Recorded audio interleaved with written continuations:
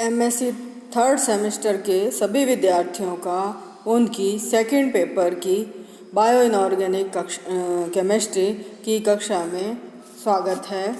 आज हम bulk and trace element के अंतर्गत सबसे पहले मोलिब्डेनम के बारे में अध्ययन करेंगे। मोलिब्डेनम एक माइक्रोन्यूट्रिएंट है क्योंकि इसकी माइक्रोग्राम्स में डेली रिक्वायरमेंट बॉडी को होती है। ये प्लांट्स और एनिमल्स दोनों के अंतर्गत यूज़फुल है। कुछ केसों में ये फेरेडॉक्सिन के साथ उपस्थित होता है, फेरेडॉक्सिन में उपस्थित होता है।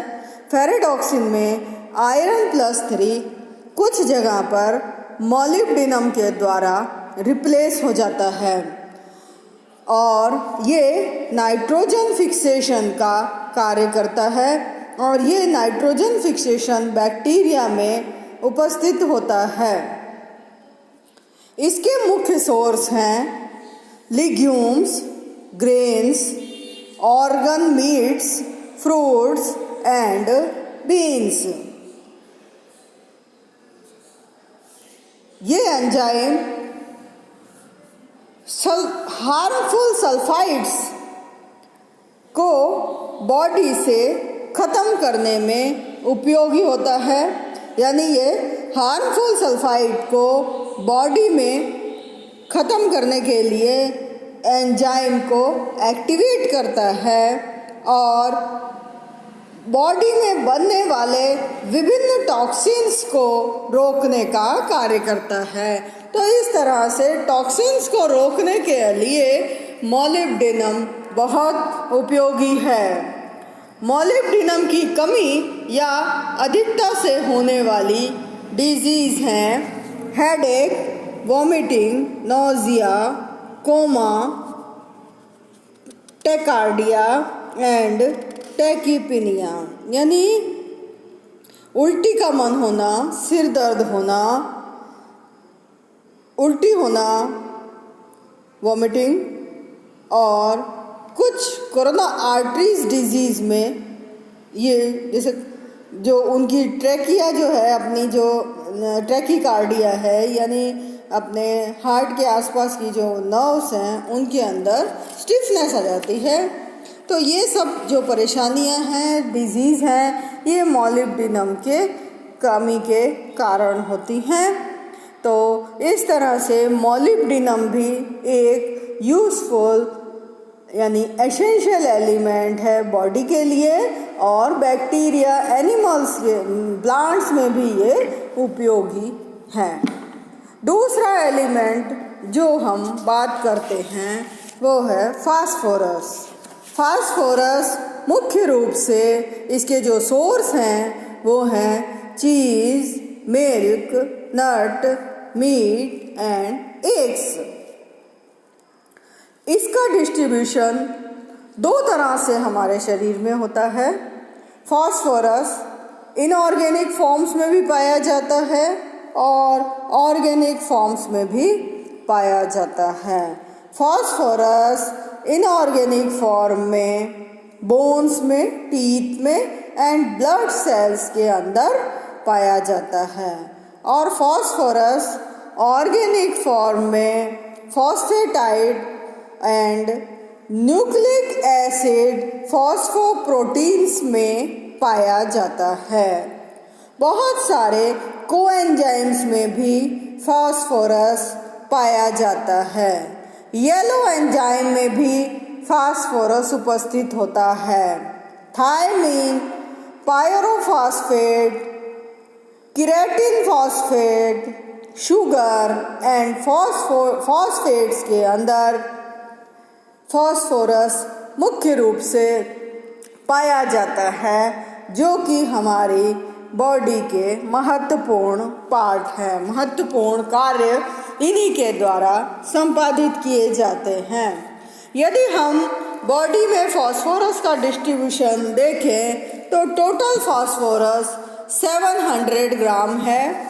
इन 700 ग्राम में से 600 ग्राम बोन्स और टीथ में है, 360 ग्राम्स नर्व्स में होता है, 57 ग्राम मसल्स में उपस्थित है, 5 ग्राम ब्रेन में होता है, 2 ग्राम ब्लड में होता है पर 100 ml में, और 170 to 250 मिलीग्राम टिश्यूज़ में पाया जाता है।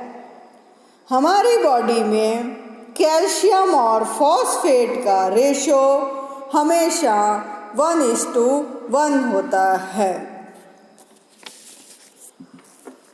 यदि हम इसकी रिक्वायरमेंट की बात करें तो इसकी रिक्वायरमेंट और कैल्शियम की रिक्वायरमेंट एक जैसी होती है। जो रिक्वायरमेंट हमने कैल्शियम के लिए पढ़ी उतनी मात्रा हमारे शरीर में फॉस्फोरस की आवश्यकता होती है। फॉस्फोरस के मुख्य बायोकेमिकल फंक्शन हैं help in process of ossification of bones by getting deposit in form of calcium phosphate। शरीर के ऑसिफिकेशन या बोन्स के फॉर्मेशन में मदद करता है और ये जो है कैल्शियम फॉस्फेट के रूप में कलेक्ट होता है। Sodium plus and potassium salts of phosphate forms blood buffer which is helpful in regulating of acid base balance। Potassium और सोडियम साल्ट जो फॉस्फेट की फॉर्म में ब्लड बफर बनाते हैं ये एसिड बेस बैलेंस रेगुलेशन का कार्य करते हैं। इसके अलावा आप सभी जानते हैं, सभी ने एटीपी का नाम सुना हुआ है। एटीपी यानी एडिनोसिन ट्राइफॉस्फेट एंड एडीपी यानी adenosine diphosphate. High energy phosphates जिनकी की energy retention and transfer process में बहुत ही इम्पोर्टेंस होती है, वहाँ पर भी ये फॉस्फोरस फॉस्फेट की फॉर्म में उपस्थित होता है। यानी एटीपी और एडीपी में ये उपस्थित होता है और एनर्जी ट्रांसफ़र की प्रोसेस में हाई एनर्जी फॉस्फेट बॉन्ड टूटते हैं तो ऊर्जा मिलती है और हाई एनर्जी फॉस्फेट बॉन्ड जुड़ते हैं तो ऊर्जा एकत्रित होती है या इकट्ठी होती है। फॉस्फेट अणु की संरचना में फॉस्फोलिपिड का एक महत्वपूर्ण पार्ट है। फॉस्फोलिपिड आप जानते हैं कि जो सेल की संरचना में सेल मेम्ब्रेन बनी हुई होती है वो फॉस्फोलिपिड की बनी हुई होती है और इस तरह से फॉस्फोलिपिड जो है वो सेल मेम्ब्रेन का एक वाइटल पार्ट है। तो इस तरह से सेल बनाने में या कोशिका के निर्माण में भी फॉस्फेट का बहुत ही महत्वपूर्ण कार्य है। फॉस्फोरस की कमी या अधिकता से होने वाली डिजीज़, वैसे इसकी कमी से होने वाली ही ज़्यादातर डिजीज़ हमें दिखाई देती हैं। इसमें सबसे पहला है लॉस ऑफ एपिटाइट, सेकंड है एंजाइटी, थर्ड है बोन पेन, फोर्थ है फ्रेगाइल बोन्स, फिफ्थ है स्टिफ जॉइंट्स, सिक्स्थ है फटीग, सेवन है इरेगुलर ब्रीथिंग, एट्थ है वीकनेस एंड वेट लॉस। तो फॉस्फोरस की कमी से इतनी सारी परेशानियाँ होती हैं। आपको थकान लगेगी, आप चिड़चिड़े हो जाएंगे, आपकी हड्डियों में दर्द होगा तो उससे आपके कार्य क्षमता पर प्रभाव पड़ेगा। यदि आपकी बोन में स्ट्रेंथ कमज़ोर है आप कम वजन को उठा पाएंगे। और कई बार बोन कईयों की होती है फ्रेगाइल बोन, यानी जल्दी टूटने वाली हड्डियाँ हो जाती है, ज़रा सा कुछ किया टूट जाती है। तो ये सब जो है फॉस्फेट की कमी से होने वाली इसमें फॉस्फोरस डेफिशिएंसी डिजीज़ है।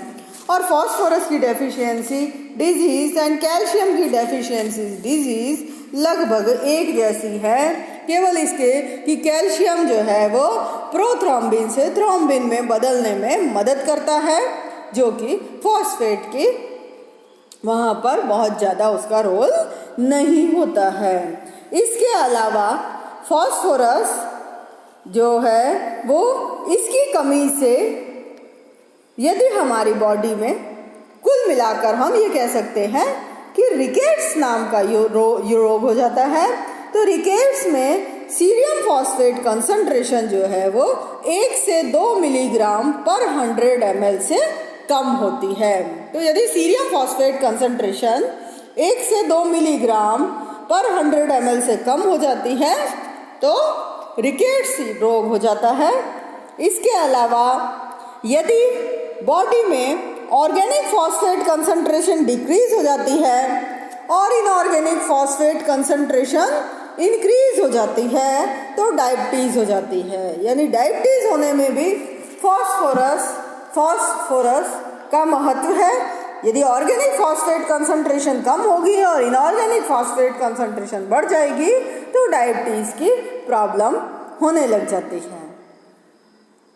इसके साथ अब हम अगला एलिमेंट लेते हैं जो है आयोडीन। आयोडीन के मेन सोर्स हैं ड्रिंकिंग वाटर यानी पीने का पानी, समुद्री पानी। इसके अलावा टेबल साल्ट और ब्लैक साल्ट, काला नमक, सफ़ेद नमक पीने के पानी में होता है ये। इसके अलावा सेंधा नमक इन सब के अंदर पाया जाता है, क्योंकि आप जानते हैं कि ये आयोडीन समुद्र में पाया जाता है। और आप बायो वाले यदि हो तो आपने सुना होगा एक लेमिनेरिया घास होती है जिसके अंदर भी आयोडीन उपस्थित होता है। तो इस तरह से इन सब सब्सटेंस के अंदर आयोडीन पाया जाता है। आयोडीन का डिस्ट्रीब्यूशन ये मेनली थायराइड ग्लैंड में प्रेजेंट होता है। थायराइड ग्लैंड गले में पाई जाती है। ये यहाँ पर mono iodo and di iodo tyrosine की फॉर्म में उपस्थित होता है। इसके अलावा ये ब्लड में भी उपस्थित होता है और ब्लड में ये प्रोटीन के साथ आयोडीन बाइंड होता है। कुल मिलाकर 20 मिलीग्राम आयोडीन की रिक्वायरमेंट बॉडी को है और 20 मिलीग्राम जो आयोडीन है उसका डिस्ट्रीब्यूशन बॉडी में 15 मिलीग्राम तो केवल थायराइड ग्लैंड में प्रेजेंट है और 3 to 20 माइक्रोग्राम जो है वो ब्लड में प्रेजेंट होता है। इसका मेन फंक्शन है फॉर्मेशन ऑफ थायराइड हार्मोन, यानी आयोडीन का जो मेन काम है, मेन रोल है इसका फॉर्मेशन ऑफ थायराइड हार्मोन। और थायराइड हार्मोन जो है वो बहुत महत्वपूर्ण है। इसकी कमी से एंडेमिक गॉइटर नामक रोग हो जाता है, जो कि हम जानते हैं कि जिसको हम क्या कहते हैं, गलगंड या घेंघा रोग कहते हैं। पुराने ज़माने में ये रोग काफ़ी ज़्यादा मात्रा में होता था। अब जो नमक है उनके अंदर ऑलरेडी आयोडीन मिक्स करके यूज़ हो रहा है और इस कारण से इसकी कमी की जो केस हैं वो कम आते हैं। आयोडीन की कमी से पूरे विश्व में ब्रेन डैमेज की जो प्रॉब्लम थी वो बढ़ी हुई थी। इसलिए आयोडीन की शरीर में कमी ना हो, थायरॉक्सिन सही तरीके से बनता रहे और ब्रेन डैमेज प्रिवेंट रहे, क्योंकि ब्रेन डैमेज की प्रॉब्लम आयोडीन की कमी से होती है। आयोडीन के साथ साथ सेलेनियम भी महत्वपूर्ण है, क्योंकि सेलेनियम थायराइड सेल्स को ऑक्सीडेटिव डैमेज से बचाता है। तो सेलेनियम का जो महत्वपूर्ण रोल है वो है थायराइड सेल को ऑक्सीडेटिव डैमेज से बचाना और आयोडीन के सिंथेसिस में उसकी मदद करना। तो इस तरह से आयोडीन के साथ उसका कॉम्प्लीमेंट्री रोल जो है वो किसका है? सेलेनियम का है। तो यदि किसी भी व्यक्ति के गलगंड या घेंगा रोग हो जाता है, साथ साथ उसके बाल झड़ रहे हैं, इसका मतलब कि उसके शरीर में आयोडीन की कमी होने लग गई है। इसी तरह से शरीर के जो स्ट्रक्चर है उसमें भी चेंज आने लग जाता है, वजन बढ़ने लग जाता है या वजन कम होने लग जाता है एकदम। तो ये थायरॉक्सिन हार्मोन के डिसबैलेंस होने के कारण से और बॉडी में आयोडीन की कमी से ये सब प्रॉब्लम्स होती हैं। और इस तरह से इसके जो डिजीज़ है वो है हाइपोथायराइडिज्म। तो फॉर्मेशन ऑफ थायराइड हार्मोन जो है वो डिक्रीज हो जाती है और हेयर लॉस होते हैं। दो प्रॉब्लम जो है इनके कमी से होती हैं।